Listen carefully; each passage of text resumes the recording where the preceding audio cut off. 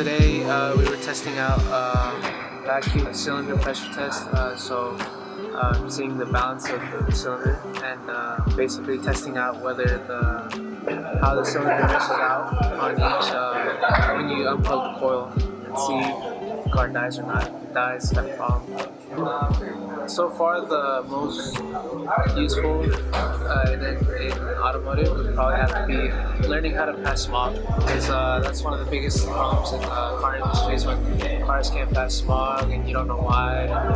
And those numbers on the smog referee give you, those numbers mean something. I love cars. It's something that just came a part of me, kind of beyond becoming a mechanic. So this is basically how I learned to work on cars, just fixing it up.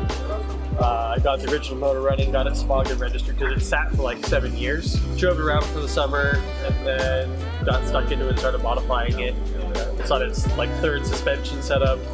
I modified the original motor and then I decided to pull it out because I wanted to turbo it, but it was a little far gone for what I wanted to do. And my brother had this motor sitting in his garage, so I bought it off him and dropped it in. Tuning and tinkering with it ever since. It did get stolen actually too. So I'm back probing what's called a map sensor. Like map sensors are like you're normally on like your intake manifold on the car. So what we do to test is that you would probe the back of the connector of the sensor. And you can get your voltage reading and compare it to what the manufacturer specs are.